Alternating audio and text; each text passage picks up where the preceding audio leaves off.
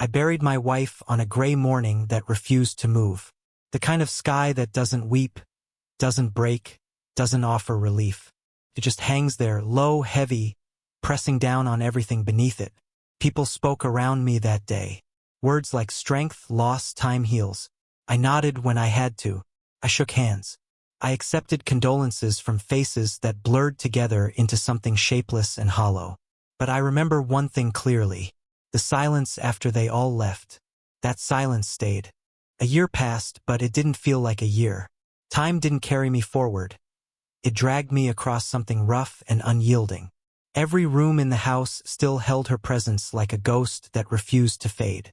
Her chair remained slightly angled toward the window, her books untouched. Her scent lingered in the bedroom, faint but stubborn. I didn't change anything. Couldn't. Because changing it would mean admitting she was gone in a way that couldn't be undone. And I don't surrender easily. So I kept everything running. Bills paid on time. Repairs handled before they became problems. The lawn trimmed. The routines intact. I moved through the house like a man maintaining a structure after the fire had already gutted it from the inside. My son visited. Less than before, but enough to keep up appearances. That's what I told myself. People grow distant. That's normal. Life pulls them away. That's what I believed. Until the call came. It was early. Too early for anything good. The kind of hour where bad news feels natural. The voice on the other end was calm. Professional. Detached. A lawyer. He said my wife had left something behind. Not in the will we had already read. Not in the documents we had signed and filed and accepted as final. A second will. Hidden. That word didn't sit right with me. Nothing about my wife had ever been careless. If she hid something, she had a reason. I asked him what it contained. He hesitated. Paper shifted on his end. I could hear it. Careful hands handling something deliberate. Then he said, "There are notes. Unusual ones. Not formal instructions. More like guidance." I felt my grip tighten around the phone. "Read them," I said. Another pause. Then he skipped everything else and went straight to the last line. "Start with her." That was it. No explanation. No names. Just 4 words. But they weren't empty. They landed with weight. 'Cause I knew exactly who she meant. My daughter-in-law. The realization didn't come as a shock. Came as confirmation. Something inside me shifted then. Not breaking. Not yet. But tilting. Like a foundation that had been solid for years suddenly revealing a flaw beneath it. Small. Invisible. Until it wasn't. I didn't tell my son about the call. Not right away. I didn't confront anyone. I didn't ask questions. I watched. That's what I've always done best. I watched people when they thought nothing was being observed. I listened to the spaces between words. I paid attention to patterns, not promises. And once I started watching, I couldn't stop seeing. At first, it was subtle. Almost dismissible. My son had always been organized. But now every conversation circled the same territory. Documents, accounts, signatures. Always framed as concern. Always delivered with careful tone. "You shouldn't have to deal with all this alone. We can help manage things for you. It's better to prepare early." Reasonable words. Too reasonable. His wife. She didn't bother softening it. She spoke like someone already inside the system. Numbers, deadlines, legal phrasing. Efficiency without warmth. She smiled while she spoke, but it never reached her eyes. A professional smile. The kind you give before you take something. They started bringing papers. At first, they were harmless. Small authorizations. Backup access. Emergency permissions. Just in case. That phrase came up often. I signed some of them. That's the part that stays with me. Not the betrayal. The trust. Because I gave it freely. Without hesitation. I had earned that confidence, I thought. I had built this family from nothing. I stepped into a life that wasn't mine and made it stable. I gave my son everything his real father never did. Consistency, structure, presence. I stood there every time something needed to be carried. And now, when he looked at me, there was distance. Not anger. Not even resentment. Something worse. Calculation. Short answers. Controlled tone. Conversations redirected before they could deepen. Every discussion gently steered back toward logistics. Money. Authority. Control. I started noticing how often conversations stopped when I entered the room. Not abruptly. Just enough delay to make it obvious something had been said before I arrived. Doors closed more often. Voices lowered. Decisions made without me, then presented as if they had always been mine. Like I was already outside the process. Already secondary. It didn't happen all at once. That's how it works. Slow enough to be denied. Subtle enough to be explained away. But I don't ignore patterns. And the pattern was clear. They weren't helping me. They were positioning themselves. Piece by piece. Signature by signature. And that line kept returning. Start with her. So I did. I shifted my attention. Watched her more closely. Listened more carefully. And the more I focused, the clearer everything became. She wasn't reacting. She was leading. Guiding conversations. Introducing ideas. Framing concerns before my son even voiced them. He followed her rhythm without realizing it, or maybe he did. That's when the final realization settled in. Cold. Unavoidable. This wasn't about care. It wasn't about helping me manage after loss. It was preparation. Not for my recovery. For my removal. That night, I sat alone in the dark. No lights. No noise. Just the quiet weight of understanding settling into place. 16 years of building something I thought was solid. 1 year of silence after her death. And now this. I leaned back in the chair she used to sit in and stared into the empty room. And for the first time, I didn't feel grief. I felt clarity. Sharp. Unforgiving. Because one question kept circling in my mind, over and over again. When did my own son stop seeing me as a man, and start seeing me as something to be managed? Something to be signed away? Something to be erased quietly? And the worst part wasn't the answer. It was this. I didn't know if I had ever truly seen it coming. Or if I had chosen not to. Once you see it, you can't unsee it. That's the curse. I stopped reacting. That was the first step.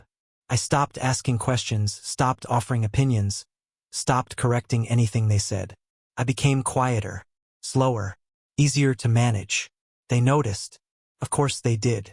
My son began speaking with more confidence. Like a man stepping into space he believed was finally his. His shoulders changed first, less tension, more ownership. He walked through my house like it was already transitioning into something else. Something that no longer belonged to me. His wife didn't change at all. That's how I knew she had already arrived long before him. The papers came more frequently after that. Thicker now. Longer. Less explanation attached. Just standard restructuring. Legal adjustments. Protective measures. Words that meant nothing on the surface. Everything underneath. I signed less. That's when the tone shifted. Not openly. Not aggressively. Just pressure. Gentle reminders. Repeated conversations. Subtle urgency creeping into their voices. You don't want complications later. It's better to handle this while everything is still clear. Delays can cause problems. Problems. That word again. But not my problems. I started keeping copies. Every document. Every form. Every signature I had already given. I pulled old files from drawers I hadn't opened in months. Statements. Contracts. Authorizations. First it was just a feeling. Then it became a pattern. And then it became evidence. There were transfers I didn't remember approving. Access permissions that extended beyond what I had agreed to. Accounts linked together in ways that made no sense unless someone was preparing to move money quietly, gradually, legally. Always legally. That was the brilliance of it. Nothing was being stolen. It was being handed over. By me. I sat at my desk that night, papers spread out in front of me like a map of my own dismantling. My signature stared back at me again and again. Consistent. Clean. Trusting. I felt something tighten in my chest. Not panic. Recognition. They weren't rushing. They were building a case, a system, a structure where everything would already belong to them before I even realized I no longer owned it. And then I found the document that changed everything. It was buried between two routine authorizations, almost invisible unless you knew what to look for. A medical directive, subtle wording, carefully written.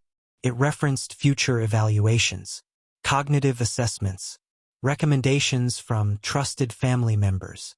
I read it once, then again, slower, each line colder than the last. They weren't just preparing to take control of my finances. They were preparing to take control of me, declare me unfit, incompetent, unreliable. And once that happened, everything would be automatic. No resistance, no legal barrier, just signatures already in place doing the work for them. I leaned back in my chair and closed my eyes. And for the first time since my wife died, I felt something sharper than grief. Betrayal. Not loud, not explosive, quiet, precise, like a blade sliding exactly where it was meant to. I thought about my son, about the boy I raised, the one who used to wait for me at the door, the one who trusted me without question, the one who called me when things went wrong because he knew I would fix them. And now, he was the one setting the trap. Or maybe he was just standing inside it with her. That thought stayed with me longer than I expected, because it meant something worse. It meant he might not even see what he was doing. Or worse, he did, and chose it anyway. I didn't confront them. Not yet. That would have been a mistake. People only show their full hand when they believe the game is already won. So I gave them that belief. I slowed down even more. Let my responses lag. Let my memory seem uncertain. I repeated questions I already knew the answers to. I let small details slip in conversations. I watched their reactions. And they changed. Subtly. But enough. More patience from my son. Less frustration. A careful kind of gentleness that wasn't there before. Encouragement. Reassurance. The kind you give someone you've already decided is declining. His wife became even more precise. More involved. More present in every decision. Always there. Always guiding. Always documenting. That's when I knew. It wasn't a possibility anymore. It was a plan. And I was already inside it. The final confirmation came 3 days later. They didn't know I was in the hallway. Voices carry differently when people feel safe. Careless. Honest. I heard my son first. We need to move faster. Her voice followed. We will. But it has to look natural. The evaluation needs to happen before the transfer. A pause. Then him again. And after. Silence for a second. Then her answer. Cold. Clear. After that, it won't matter. That was it. No hesitation. No doubt. No emotion. Just a finished plan. I stood there in the dark, listening to the echo of her words settle into the walls of my own house. And something inside me locked into place. No more uncertainty. No more questions. Only understanding. They weren't helping me. They weren't protecting me. They were removing me. Completely. Legally. Quietly. Efficiently. I went back to my room and sat on the edge of the bed. Hands still. Breathing steady. Mind clear. Because now the situation had changed. This wasn't about suspicion anymore. It was about survival. And I've spent my entire life learning one thing. You don't confront people when they think you're weak. You let them believe it. Until the moment it destroys them. I looked at the documents again. Every signature. Every mistake. Every piece of trust one had given away. And I understood something that should have terrified me, but didn't. They thought they were ahead. They thought they had control. They thought I was already fading. Already slipping. Already finished. I let out a slow breath. And for the first time since all of this began, I smiled. Just slightly. Because they had made one mistake. One small, critical mistake. They forgot who built everything they were trying to take. And now I had a question of my own. Not for them. For myself. Would I let my own son erase me quietly, or would I make sure he never forgot the cost of trying? Once I understood the game, I stopped being a participant. I became the one writing the ending. Not openly. Not yet. I let them continue. That was the hardest part. Not acting. Not reacting. Not tearing everything apart the moment the truth settled in my bones. I had to sit across from my son at the dinner table and listen to him speak about protecting my future, while knowing he was preparing to erase me from it.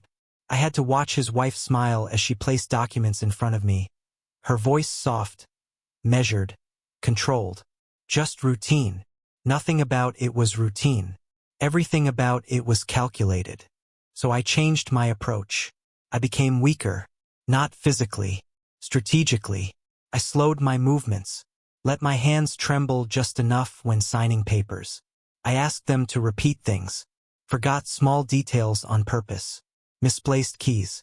Hesitated mid-sentence as if my thoughts were slipping away. And they noticed. Of course they did. My son's tone shifted first. Softer. More patient. Like he was speaking to someone already halfway gone. It's okay. Take your time. That sentence. That tone. Confirmed everything. His wife adapted faster. She filled in gaps before I even created them. Stepped closer into decisions. Took more control of conversations. Guided everything gently, firmly, without resistance. They weren't just waiting anymore.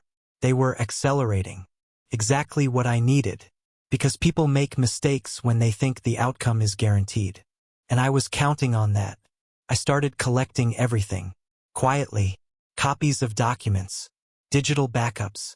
Transaction histories. Access logs. Every signature I had given, every transfer that had been initiated, every authorization that extended further than it should have. I reached out to a lawyer. Not the one who called me. Another one. Someone who didn't know my family. Someone who didn't know my name beyond what I allowed him to see. I didn't tell him everything at once. I showed him pieces. Let him build the picture himself. That's when I saw the shift in his eyes. Concern first. Then focus. Then something sharper. You need to stop signing anything immediately, he said. I nodded. Already done. There's more, I told him. And I gave him the document. The medical directive. He read it slowly. Then again. Then he looked at me in a way no one had looked at me in months. Like I was still in control. They're preparing to declare you incompetent, he said. Not a question. A fact. I leaned back in the chair. I know. Silence stretched between us. Then he spoke again. We can stop this. I shook my head. No, I said quietly. We're not stopping it. He frowned. I leaned forward. We're finishing it. The plan came together piece by piece. Not rushed. Not emotional. Precise. We found the loophole buried in an old contract. One I had signed years ago, long before any of this began. A clause tied to asset control and conditional transfer authority. Something they had overlooked. Because they didn't know it existed. Because they didn't build what I built. The clause was simple. Control could not be transferred if coercion, manipulation, or diminished capacity could be demonstrated at the time of authorization. In other words, if I could prove what they were doing, everything they had prepared would collapse. Completely, legally, irreversibly. So I gave them what they wanted. I signed nothing new. But I didn't refuse either. I delayed. I hesitated. I let them believe I was slipping further. My son started bringing up evaluations more directly. Just to be safe. Just to have documentation. Documentation. Always that word. His wife scheduled appointments. Consultations. Introduced names of specialists I had never heard of. All prearranged. All aligned with their timeline. They were close. Close enough to feel it. Close enough to stop being careful. The event came up casually. Public gathering. Family, legal advisors, a notary present. Framed as a formal restructuring discussion. In reality, it was the moment they planned to take everything. Officially. Cleanly. In front of witnesses. So it couldn't be undone. They told me about it over dinner. My son's voice steady. We just want to make sure everything is clear moving forward. I nodded slowly, as if it took effort. His wife watched me carefully. Measuring. Always measuring. I let my hand tremble slightly as I reached for the glass. I understand, I said quietly, and I meant it. The days leading up to it were calm. Too calm. They believed they had already won. That's the dangerous part. Victory makes people careless. They stopped hiding conversations, stopped lowering their voices, started discussing timelines openly. After this, everything will be simpler. Yes, much simpler. Simpler. That word again. I almost admired it. The night before the event, I sat alone in my office. All the documents laid out. All the evidence prepared. My lawyer's number ready. Everything in place. I looked at a photo on the desk. My son. Younger. Smiling. Before all of this. Before whatever this had become. I stared at it for a long time. Longer than I should have. Because one thought kept pushing its way forward. Not anger. Not even betrayal. Something colder. Final. He chose this. Maybe not all at once. Maybe not even consciously at first. But step by step. Decision by decision. He walked himself here. And now there was no turning back. I turned off the light and stood in the dark. The house was silent. Peaceful. Almost like it used to be. Almost. The next day would decide everything. Not just money. Not just control. Everything. And as I stood there, one question settled into place. Heavy. Unavoidable. When the moment came, would I hesitate? Or would I do exactly what needed to be done? No matter who it destroyed? The room was already full when we arrived. Not crowded. Controlled. That was the word that came to mind the moment I stepped inside. Everything about it was deliberate, the seating, the spacing, the people. A notary at one end of the table. A legal advisor beside him. Two witnesses I didn't recognize, but I didn't need to. They weren't there for me. They were there to make everything official. Irreversible. My son walked beside me, one hand lightly touching my arm, guiding me as if I needed it. The gesture was careful, practiced, meant to look like concern. It wasn't. It was positioning. His wife was already ahead of us, speaking quietly with the notary, her posture relaxed, confident. She didn't look at me when I entered. She didn't need to. In her mind, this was already done. I moved slower than usual, deliberately, let my steps drag just enough to sell the image they had built around me. A man slipping, a man fading, a man ready to be managed. They needed that version of me, so I gave it to them. I sat down at the table, my hands resting in front of me. Still, quiet, watching. The papers were already laid out, neat, organized, waiting. My son took his seat beside me. His voice was calm when he spoke. We just want to make things easier for you. That sentence again. I nodded slowly.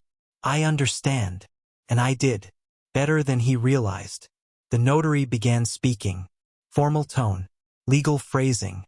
Words designed to sound neutral while carrying weight that most people never question. Authorization. Transfer. Oversight. Capacity.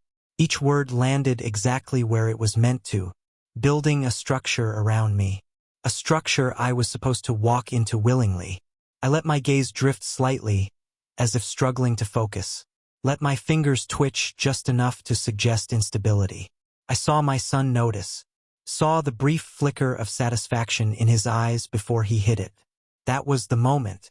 The exact moment I knew there was nothing left to save. Not between us. Not anymore. The first document was placed in front of me. A simple one. A confirmation. They always start small. Build momentum. Create a rhythm. Sign. Next. Sign. Next. That's how people lose everything. Not in one decision. In a series of them. I picked up the pen. Let it hover. Then set it down again. I need a moment, I said quietly. My voice just uncertain enough. My son leaned closer. It's okay. Take your time. That tone again. Soft, patient, controlled. I looked at him, really looked at him. And for a second, I saw nothing of the boy I raised. Only the man who was about to take everything I had built. I placed my hands flat on the table. And then I straightened.